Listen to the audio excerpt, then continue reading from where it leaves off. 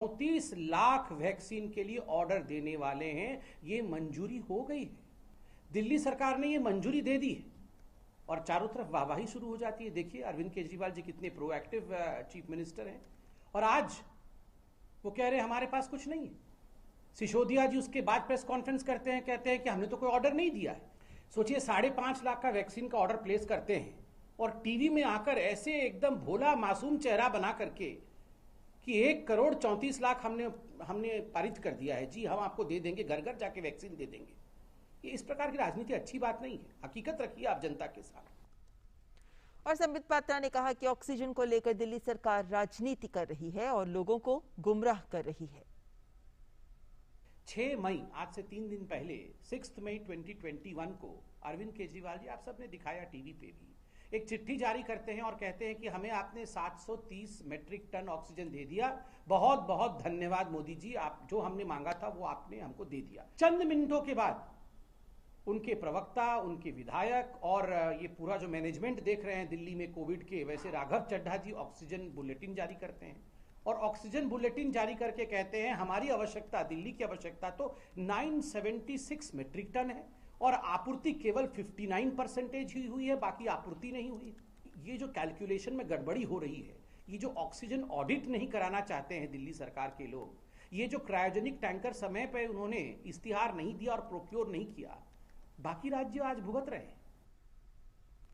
और वहीं पश्चिम बंगाल में कोलकाता स्थित राजभवन में एक सादे समारोह में तृणमूल कांग्रेस के 43 विधायकों को मंत्री पद की शपथ दिलाई गई। इनमें से 24 विधायकों ने कैबिनेट मंत्री जबकि अन्य 19 ने राज्य मंत्री के तौर पर शपथ ली। मंत्रिपरिषद में शामिल होने वाले नए चेहरों में पहली बार विधायक बने क्रिकेटर मनोज तिवारी, वरिष्ठ नेता अखिल गिरी, बिप्लब मित्रा, सेवानिवृत्त आईपीएस अधिकारी हुमायूं कबीर और अभिनेत्री बीरबहा हंसदा शामिल हैं। इससे पहले 5 मई को ममता बनर्जी ने राज्य की मुख्यमंत्री के तौर पर शपथ ली थी।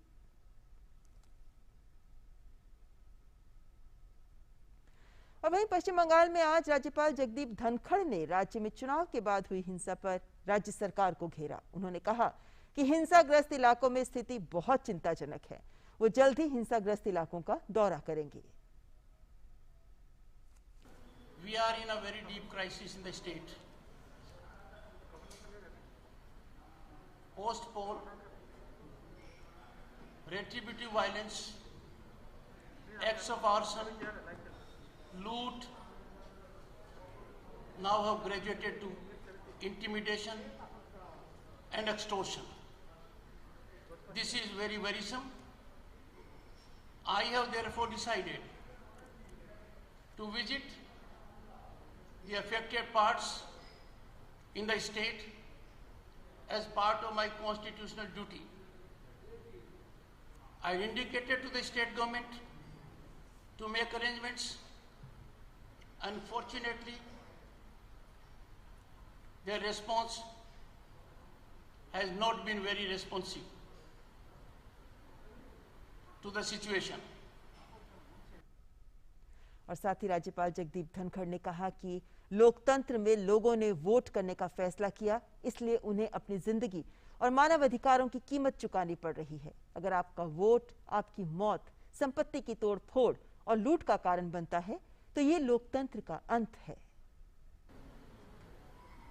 The most alarming situation, the most concerning facet of this violence is that in democracy, people are being made to pay price with their life, with their rights, with their human rights, because they chose to vote. If your vote becomes a cause of your death, destruction of property, you are subjected to loot, arson, coercion, intimidation. It is end of democracy. और पश्चिम बंगाल चुनाव में मुख्य विपक्षी party बनकर उभरी Bharatiya Janata party की आज बैठक हुई, जिसमें नंदीग्राम सीट से ममता बनर्जी को मात देने वाले शुभेंदु अधिकारी को विधानसभा में विपक्ष का नेता चुना गया। उन्होंने नंदीग्राम से ममता बनर्जी के खिलाफ चुनाव लड़ा और इस हाई प्रोफाइल सीट पर हुए नजदीकी मुकाबले में जीत दर्ज की। अब वो प्रदेश की विधानसभा में बीजेपी दल की अगुवाई करेंगे।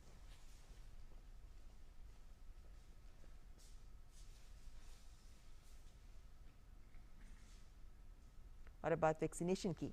देश में कोविड के खिलाफ जंग में टीकाकरण अभियान ने एक महत्वपूर्ण उपलब्धि हासिल करते हुए 17 करोड़ के आंकड़े को पार कर लिया है। देश में 17 करोड़ 1,76,000 से अधिक कोविड वैक्सीन की डोज लगाई जा चुकी है। कल रविवार को 6,89,000 से ज्यादा वैक्सीन दी गई। केंद्र सरकार ने अब तक करीब 18 करोड़ वैक्सीन डोजेस राज्य सरकार को मुफ्त में मुहैया कराई हैं।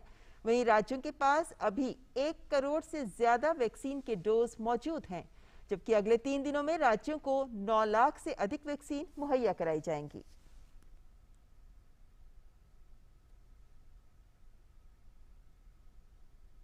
और अलग अलग आयु वर्ग के लोगों के बीच वैक्सीन डोज के वितरण के औसत की बात करें तो कुल इस्तेमाल की गई वैक्सीन का लगभग 41% 60 वर्ष से अधिक आयु के लोगों को दिया गया है। और वहीं 45 से 60 आयु वर्ग के लोगों के बीच लगभग 46% वैक्सीन दी गई। 30 से 45 आयु वर्ग के लोगों के बीच 8.8% और लगभग 4.4% वैक्सीन 18 से 30 वर्ष के लोगों को दी गई है। देश भर में कोरोना के नए मामलों में 4 दिन बाद मामूली राहत मिली है। कल देश में 4 लाख से कम नए मामले सामने आए। कोरोना संक्रमण के ताजा आंकड़ों की बात करें तो पिछले 24 घंटों में देश भर में कोरोना के 3,66,000 से अधिक नए मामले सामने आए हैं। वहीं पिछले 24 घंटों में 3,53,818 मरीज उपचार करवाकर स्वस्थ हो चुके हैं। इस समय देश में सक्रिय मामलों की कुल संख्या 37,45,237 है। बीते 24 घंटों में देश भर में 3,754 मरीजों की मौत हुई है। वहीं मृतकों का कुल आंकड़ा 2,46,116 हो गया है। और भारतीय चिकित्सा अनुसंधान परिषद ने बताया है कि देश भर में कल तक कुल 30,37,50,077 नमूनों का परीक्षण किया गया, जिनमें कल 14,74,606 नमूनों की जांच की गई। और देश भर में कोरोना महामारी के खिलाफ लड़ाई में भारतीय रेल लगातार ऑक्सीजन को पहुंचाने का काम कर रही है। इसी कड़ी में आज कर्नाटक के लिए पहली ऑक्सीजन एक्सप्रेस बेंगलुरु के लिए रवाना हो चुकी है। इसमें 120 metric ton liquid medical oxygen है। ये ऑक्सीजन एक्सप्रेस के कल शाम 4 बजे बेंगलोर पहुंचने की उम्मीद है। ये ट्रेन आज टाटा नगर से रवाना हुई। रेल मंत्री पीयूष गोयल ने कहा कि इस ऑक्सीजन एक्सप्रेस के पहुंचने से कर्नाटक में कोरोना से प्रभावित लोगों को काफी राहत मिलेगी। कोरोना संकट में भारत को विदेशों से मिल रही मदद की कड़ी में 3 भारतीय नौसेना के युद्धपोत आज ऑक्सीजन कंटेनर, ऑक्सीजन टैंक और सिलेंडर जैसी महत्वपूर्ण आपूर्ति लेकर भारतीय तटों पर पहुंच गए। इनमें INS Airavat 20 ton cryogenic oxygen tank, 3,000 से अधिक ऑक्सीजन सिलेंडर्स और 10,000 रैपिड एंटीजन टेस्ट किट के साथ सिंगापुर से विशाखापट्टनम पहुंचा। वहीं आईएनएस कोलकाता 2 भरे हुए ऑक्सीजन कंटेनर, 400 ऑक्सीजन सिलेंडर और 47 ऑक्सीजन कॉन्सन्ट्रेटर्स के साथ कतर और कुवैत से न्यू मैंगलोर बंदरगाह पहुंचा। आईएनएस त्रिखंड भी कतर से 27 मीट्रिक टन के 2 कंटेनरों की खेप लेकर मुंबई पहुंच गया है। Naval ship Trikhand, which was deployed for Operation Samudra Setu 2, arrived this morning at Mumbai with 2 liquid medical oxygen filled containers, each of 20 metric ton capacity. The ship, whilst mission deployed along with other Western Fleet units, was pressed into national tasking for shipment of liquid medical oxygen containers and associated medical equipment from various countries.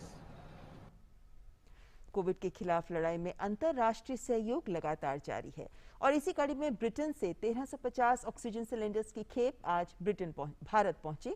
Britain Bharat को 5,000 oxygen cylinders भेंट कर रहा है।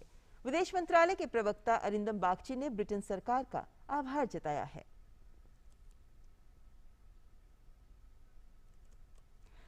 और राज्यों की बात कर लेते हैं। तमिलनाडु में कोविड संक्रमण के मामलों को देखते हुए आज से 2 हफ्ते के लिए पूर्ण लॉकडाउन शुरू हो गया है। आज सुबह 4 बजे से लेकर 24 मई की सुबह 4 बजे तक पूर्ण लॉकडाउन लागू रहेगा। आज से किराना, सब्जी, मांस और मछली बेचने वालों को छोड़कर सभी दुकानें बंद रहेंगी। ये दुकानें सुबह 6 बजे से दोपहर 12 बजे तक खुली रहेंगी। पूर्ण लॉकडाउन की अवधि में सरकारी शराब दुकानों को पूरी तरह से बंद रखा गया है। विवाह, अंत्येष्टि, साक्षात्कार और अस्पताल आदि तक संबंधित दस्तावेज के साथ यात्रा की अनुमति होगी। इस दौरान राज्य में सभी ई-कॉमर्स गतिविधियों को भी बंद रखा जाएगा। और कर्नाटक में कोरोना संक्रमण के बढ़ते मामलों को देखते हुए आज से 2 हफ्ते के लिए पूर्ण लॉकडाउन शुरू हो गया है। आज सुबह 6 बजे से लागू हुआ पूर्ण लॉकडाउन 24 मई की सुबह 6 बजे तक लागू रहेगा। इस दौरान जरूरी सेवाओं को छोड़कर किसी को भी बाहर निकलने की इजाजत नहीं होगी। किराना, दवा, दूध की दुकानें आज से प्रतिदिन सुबह 6 बजे से 10 बजे तक ही खुली रहेंगी। पूर्ण लॉकडाउन के दौरान वायु और रेल सेवा चालू है, लेकिन मेट्रो रेल सेवा बंद है। लॉकडाउन को सफल बनाने के लिए पुलिस भी सड़कों पर सख्ती दिखाती नजर आई। राष्ट्रीय राजधानी दिल्ली में कोरोना के कहर को देखते हुए लॉकडाउन को आज से 1 हफ्ते के लिए बढ़ा दिया गया है। इस बार के लॉकडाउन में सख्ती बढ़ाई गई है। दिल्ली में आज से 1 हफ्ते के लिए मेट्रो सेवा पर पाबंदी लगा दी गई है। इस लॉकडाउन के दौरान सार्वजनिक स्थानों पर विवाह समारोहों पर पूर्ण प्रतिबंध रहेगा। अगर किसी को शादी करनी है तो वो घर में या फिर कोर्ट में कर सकता है। हालांकि इस दौरान 20 लोगों से ज्यादा लोग उपस्थित नहीं रह सकते। उत्तर प्रदेश सरकार ने भी कोरोना वायरस के बढ़ते मामलों के बीच राज्य में कोरोना कर्फ्यू को आज से 1 सप्ताह के लिए और बढ़ा दिया है। ये कर्फ्यू आज सुबह खत्म हो रहा था, लेकिन अब ये 17 मई तक जारी रहेगा। बढ़ाए गए कोरोना कर्फ्यू के दौरान जरूरी सेवाओं और सुविधाओं की छूट रहेगी। और उत्तर प्रदेश में आज से 18 से 44 वर्ष आयु वर्ग के लोगों के लिए व्यापक कोरोना टीकाकरण अभियान की शुरुआत हुई। यह अभियान गौतम बुद्ध नगर जिले के 17 नगर निगमों में चलाया जा रहा है। इसके लिए सुबह से ही टीका लेने वालों के लिए लंबी कतारें देखी गई। हरियाणा सरकार ने राज्य में लॉकडाउन आज से 17 मई की सुबह 5 बजे तक बढ़ा दिया है। सरकार ने इस लॉकडाउन को महामारी अलर्ट सुरक्षित हरियाणा का नाम दिया है। नए आदेश के मुताबिक अब प्रदेश में शादी और अंतिम संस्कार में सिर्फ 11 लोगों को ही शामिल होने की अनुमति होगी। इसके अलावा खुले में शादी समारोह पर पूरी रोक होगी। सिर्फ घर या फिर कोर्ट में ही शादी करने की अनुमति होगी। बारात निकालने पर भी पूरी पाबंदी रहेगी। राजस्थान में कोरोना के कहर को देखते हुए 15 दिनों के लिए लॉकडाउन लगाया गया है। आज से लॉकडाउन शुरू हो गया, जो 24 मई तक जारी रहेगा। लॉकडाउन में रोडवेज की बसों का संचालन भी पूरी तरह से बंद रहेगा। मुख्यमंत्री अशोक गहलोत ने कहा है कि जो भी व्यक्ति गाइडलाइंस का उल्लंघन करेगा उस पर सख्ती से कार्रवाई की जाएगी। उन्होंने कहा कि जांच, उपचार, वैक्सीनेशन एवं संसाधनों के विस्तार के तमाम प्रयासों के साथ साथ संक्रमण का प्रसार रोकने के लिए सरकार कड़ाई से लॉकडाउन का पालन कराएगी। इसके बिना इस घातक लहर को रोक पाना संभव नहीं है। दिल्ली में कोरोना मरीजों के लिए आयुष मंत्रालय आज से 7 और जगहों पर आयुष 64 की गोलियों का निशुल्क वितरण कर रहा है। इन केंद्रों पर मरीज या मरीज के प्रतिनिधि मरीज की RT-PCR पॉजिटिव रिपोर्ट और उसके आधार कार्ड की हार्ड या सॉफ्ट प्रति दिखाकर आयुष 64 की गोलियों का एक मुफ्त पैक ले सकते हैं और जरूरत पड़ने पर फिर से मुफ्त में ये ले सकते हैं। आयुष 64 एक पॉलीहर्बल औषधि है जिसे कोविड-19 के बिना लक्षण वाले हल्के और मध्यम स्तर के संक्रमण के उपचार में उपयोगी पाया गया है। दिल्ली पुलिस ने ऑक्सीजन कॉन्सेंट्रेटर्स की कालाबाजारी करने वाले नवनीत कालरा के खिलाफ लुकआउट नोटिस जारी किया है। कालरा तभी से फरार है जब से खान मार्केट में उसके रेस्टोरेंट से कई ऑक्सीजन कॉन्सेंट्रेटर्स दिल्ली पुलिस ने जब्त किए थे। गौरतलब है कि दिल्ली के खान मार्केट के 2 बड़े रेस्टोरेंट, खान चाचा रेस्टोरेंट और टाउन हॉल रेस्टोरेंट में छापेमारी की गई थी। पुलिस ने दोनों रेस्टोरेंट से करीब 105 कॉन्सेंट्रेटर्स बरामद किए। भारतीय जनता पार्टी के वरिष्ठ नेता हिमंत बिश्व शर्मा ने आज असम के मुख्यमंत्री पद की शपथ ली। असम के राज्यपाल जगदीश मुखी ने हिमंत बिश्व शर्मा को पद एवं गोपनीयता की शपथ दिलवाई। इस तरह हिमंत बिश्व शर्मा असम के 15वें मुख्यमंत्री बने। हिमंत बिश्व शर्मा के अलावा 13 विधायकों ने कैबिनेट मंत्री के तौर पर शपथ ली, जिनमें भाजपा के 10 विधायक, असम गण परिषद के 2 और UPPL के 1 विधायक ने मंत्री के तौर पर शपथ ली। शपथ लेने वाले मंत्रियों में शामिल हैं रंजीत दास, अतुल बोरा, UG ब्रह्मा, परिमल शुक्ला वैद्य, चंद्रमोहन पटवारी, केशव महंता, डॉक्टर रोंजू पेगू, संजय किशन, जोगेन मोहन, अजंता नियोग, अशोक सिंघल, पीयूष हजारिका और बिमल बोरा। शपथ ग्रहण समारोह के दौरान कोविड से बचाव के सभी नियमों का पालन किया गया। शपथ ग्रहण समारोह में भाजपा के राष्ट्रीय अध्यक्ष जेपी नड्डा के अलावा मेघालय, मणिपुर, त्रिपुरा और नागालैंड के मुख्यमंत्रियों ने हिस्सा लिया। हिमंत बिश्व शर्मा को कल सर्वसम्मति से भाजपा विधायक दल का नेता चुना गया था। ओलंपिक पदक विजेता पहलवान सुशील कुमार को लेकर दिल्ली पुलिस ने लुकआउट नोटिस जारी किया है। सुशील कुमार पर एक पहलवान की हत्या का आरोप है। पुलिस सुशील कुमार की तलाश के लिए छापेमारी कर रही है। दिल्ली पुलिस को अंदेशा है कि सुशील कुमार देश से बाहर जा सकते हैं। और अंतर्राष्ट्रीय खबर में खबर अफगानिस्तान से, जहां अफगानिस्तान के दक्षिण में स्थित जाबुल प्रांत में एक यात्री बस के सड़क किनारे पर हुए एक बम विस्फोट के चपेट में आने से 11 लोगों की मौत हो गई। वहीं 28 अन्य लोग घायल हो गए और इस तरह परवान प्रांत में हुए बस को निशाना बनाए गए एक अन्य विस्फोट में 2 लोगों की मौत हुई, 9 अन्य घायल हो गए। गौरतलब है कि अफगानिस्तान में तालिबान ने ईद की छुट्टियों के मद्देनजर 3 दिनों के राष्ट्रव्यापी संघर्ष विराम की घोषणा की थी। रमजान के बाद चंद्रमा के दर्शन के आधार पर इस सप्ताह बुधवार या गुरुवार को ईद की छुट्टी शुरू होगी।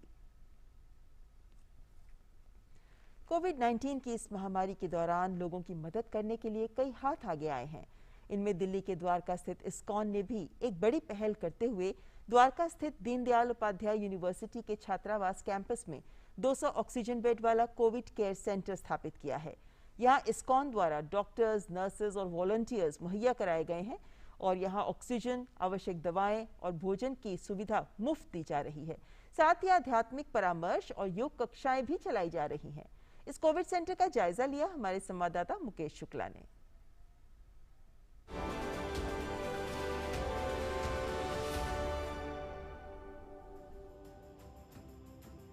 कोविड महामारी के दौरान सरकारी सहायता के साथ साथ निजी संस्थाएं भी आगे बढ़कर अपना योगदान दे रही हैं, जिनमें शामिल है इस्कॉन। दिल्ली के द्वारका स्थित इस्कॉन ने दीनदयाल उपाध्याय यूनिवर्सिटी के छात्रावास कैंपस में 200 ऑक्सीजन बेड वाला कोविड केयर सेंटर स्थापित किया है। पहले लॉकडाउन के दौरान लगभग 3 करोड़ से ज्यादा लोगों को भोजन उपलब्ध कराने वाले इस्कॉन ने दूसरी लहर में ऑक्सीजन बेड की कमी से जूझ रहे कोविड मरीजों की मुश्किल आसान करने के लिए ये पहल की है। इस समय हम दिल्ली की राजधानी में मौजूद हैं और आपसे मेरे पीछे देख सकते हैं यहाँ पे दीनदयाल उपाध्याय यूनिवर्सिटी में 200 बेड्स का लगभग इंतजाम किया गया है ऑक्सीजन सिलेंडर के साथ। इस्कॉन ने इस बार इसका बीड़ा उठाया है। लोगों को सबसे ज़्यादा तकलीफ हो रही थी उनके घर पर खाने की, जो कोविड पेशेंट थे, तो हमने वो चालू किया। फिर हमने पाया कि और चैलेंज जो आ रहा है वो ऑक्सीजन का आ रहा है, बेड्स का आ रहा है, ट्रीटमेंट का आ रहा है। जनकपुरी हॉस्पिटल के अंडर गाइडेंस में एजेंसी साथ में ली और हम लोग 200 बेड का हॉस्पिटल चला रहे हैं, जिसमें कि दवाई, टेस्ट, ऑक्सीजन, खाना, काउंसलिंग, ये सब जो है फ्री है। दिल्ली एनसीआर में कोई भी पेशेंट है जिसको कोविड है, उसके घर पर हम लंच और डिनर दोनों डिलीवर कर रहे हैं और आज की तारीख में लगभग हम 30 से 32 हज़ार प्रसाद डेली डिलीवर कर रहे हैं। ऑक्सीजन सिलेंडर की आपको अभी तक तो समस्या आ रही है या आपने कुछ अलग से इनिशिएट लेकर के उनको लाइन अप किया हुआ है? ऑक्सीजन जो है मिल नहीं रही, तो ऑक्सीजन बनाने की मशीन, जो कंसंट्रेटर कहते हैं जिसको, 10 लीटर वाले हम लोगों ने लगभग 250 इंपोर्ट कर लिए थे और इसलिए हम सेल्फ डिपेंडेंट है। हाई प्रेशर कभी कभी चाहिए होता है तो उसके लिए हमने लगभग 90 सिलेंडर भी ले लिए हैं, तो हमारे को ऑक्सीजन का कोई चैलेंज नहीं। इस कोविड केयर सेंटर में डॉक्टरी सेवा 24 घंटे उपलब्ध है। साथ ही डॉक्टर्स, नर्सों की सुरक्षा के लिए केंद्रीकृत निगरानी व्यवस्था का भी प्रयोग किया जा रहा है। हम लोग एक सेंट्रलाइज मॉनिटरिंग सिस्टम यूज़ कर रहे हैं यहाँ पे, जो कि किसी कोविड केयर सेंटर में नहीं, इवन बड़े बड़े अस्पतालों में भी नहीं है, एम्स में है। उसमें क्या हुआ कि हमारा एक रिस्ट बैंड जैसा हम वॉच पहने वैसे वॉच लग जाएगा एक हर पेशेंट को और सेंट्रलाइज मॉनिटरिंग होती रहेगी, जिसमें जैसे आज के डेट में ऑक्सीजन सेचुरेशन कम गया तो सेंट्रल मॉनिटर पे उसका पॉपअप आ जाएगा और हमारा डॉक्टर रस करेगा। बार बार डॉक्टर और नर्सेस को एक्सपोज होने की जरूरत नहीं पड़ेगी। डॉक्टर सेवा, मेडिसिन, खाना पीना, ये सब कुछ फ्री है और हर तरह की फैसिलिटी होते हुए भी हम लोग भी बार बार जा कर के उनसे पूछ रहे हैं कि आपको घर वाले मिस तो नहीं हो रहे। अगर आपको किसी को फ़ोन पे बात करनी है तो हम फ़ोन पे बात करवा रहे हैं उनसे। वो तमाम जो पैरामीटर्स हैं, जो कोविड के जो नॉर्म्स हैं या कोविड के लिए जो नियम यहाँ पर तय किए गए हैं भारत सरकार द्वारा, उनका पूरी तरह से पालन किया जा रहा है। ऑक्सीजन की कोई कमी नहीं है। निश्चित तौर पर इसी तरह से और भी संस्थाएं आगे आएंगी और जनता के चेहरे पर मुस्कुराहट होगी। कैमरामैन सौरभ शुक्ला के साथ मैं Mukesh Shukla, DD news, Delhi.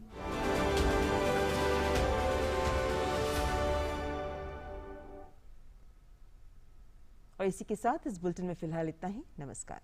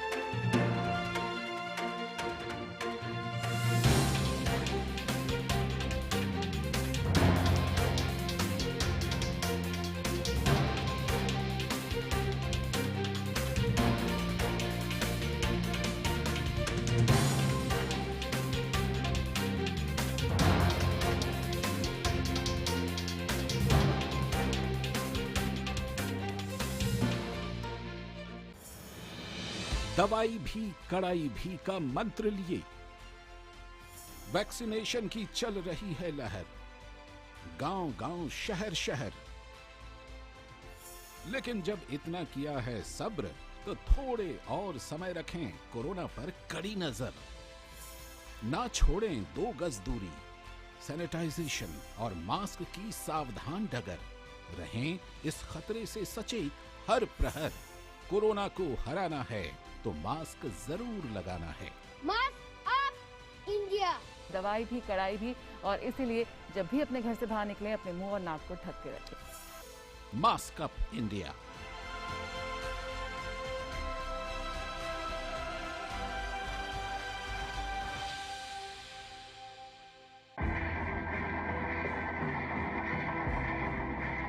On May 2nd, India and the world will be celebrating Satyajit Ray's birth centenary. No other Indian filmmaker who has managed to safeguard international respect for Indian cinema the way his work has for the past 60 years or so. There's a deep affection in the hearts of film professionals, writers, scientists, educators, politicians, besides, of course, ordinary film goers.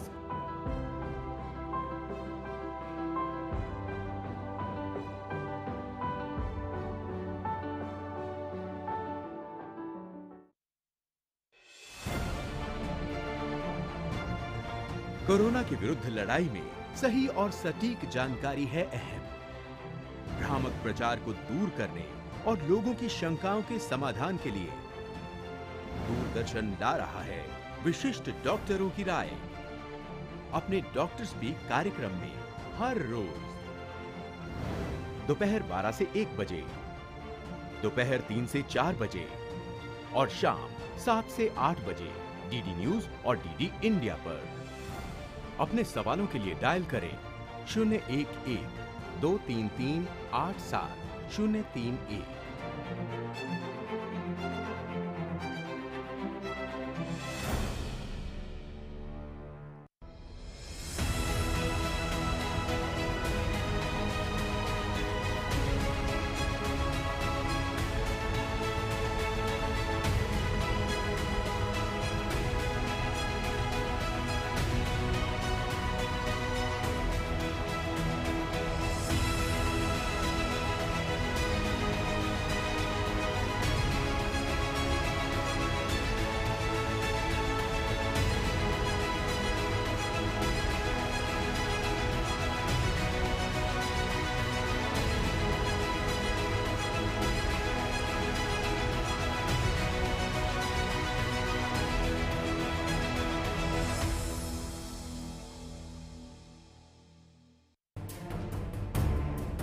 Oxygen की कमी है, ये जो एक perception buildup हुआ, सबसे पहले तो क्या आप मानते हैं कि एक परसेप्शन है? चुनौती इतनी बड़ी है तो हो सकता है कहीं पर कोई कमी रह गई हो, इस संभावना को भी नकारा नहीं जा सकता। अब इतना कहा जा सकता है कि ऑक्सीजन प्रोडक्शन जितनी आवश्यकता है हमको लगभग उतना अब हो रहा है, वो कोई संकट नहीं है। मैं समझता हूँ यह समय जो है आलोचना प्रत्यालोचना का नहीं है, यह समय का ऐसा है कि सारे देश को एकजुट होकर, सारी राजनीतिक पार्टियों को एकजुट होकर कोविड महामारी का मुकाबला करना चाहिए। यह पूरी मानवता की समक्ष संकट है, पूरी मानवता के लिए चुनौती है और इस चुनौती पर हम विजय प्राप्त करेंगे, मैं पूरी तरह से आश्वस्त हूँ। देशवासियों के लिए राजनाथ सिंह की तरफ से क्या संदेश है? लोगों ने अपने प्रियजनों को खोया है, इसमें कहीं दो राय नहीं। इसका दर्द मैं समझता हूँ केवल हम ही लोगों को नहीं बल्कि समस्त देश के जागरूक नागरिकों को इसका दर्द होगा। मैं देशवासियों को आश्वस्त करना चाहता हूँ कि वह आश्वस्त रहें।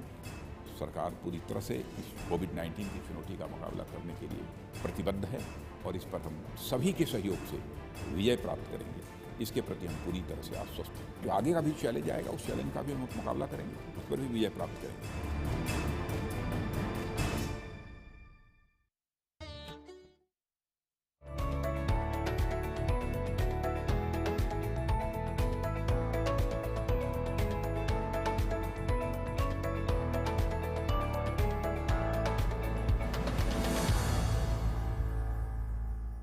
हौसले जिनके चट्टान हुआ करते हैं, रास्ते उन्हीं के तो आसान हुआ करते हैं।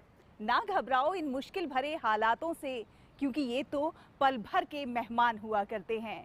जी हाँ, कोरोना महामारी का मुश्किल भरा दौर है, लेकिन ऐसे मुश्किल भरे दौर में भी बहुत सारे लोग ऐसे हैं जो इस आपदा को अवसर में बदल रहे हैं। लोग एक दूसरे के लिए मदद के हाथ आगे बढ़ा रहे हैं। ऐसे तमाम लोगों की अच्छी कहानियों को समेटकर हम अपने इस खास कार्यक्रम में लेकर आते हैं, जो होती हैं बिल्कुल आम लोगों की खास कहानियाँ, जो आपको प्रेरणा देती हैं, जोश देती हैं, औरों के लिए कुछ कर गुजरने का जज्बा भी देती हैं। नमस्कार, मैं हूँ शहला निगार और आप देख रहे हैं गुड न्यूज जज्बा इंडिया का। तो प्रोग्राम की शुरुआत करते हैं और आपको दिखाते हैं कि कोरोना महामारी के इस मुश्किल भरे दौर में भी लोग किस तरह से एक दूसरे की मदद के लिए अपने हाथ आगे बढ़ा रहे हैं। भारत पूरी दुनिया में अपनी सभ्यता और संस्कृति के लिए जाना जाता है और मानवता परमो धर्मः, इसी सोच के साथ तमाम लोग एक दूसरे के लिए काम कर रहे हैं। आज आपको दिखाएंगे झारखंड की एक खबर, जहां पर ऑटो रिक्शा चालक निःशुल्क मरीजों को अस्पताल पहुंचा रहे हैं, सिर्फ इसलिए ताकि पैसे की कमी के कारण किसी की मृत्यु ना हो जाए। आइए आपको दिखाते हैं झारखंड से ये खास रिपोर्ट।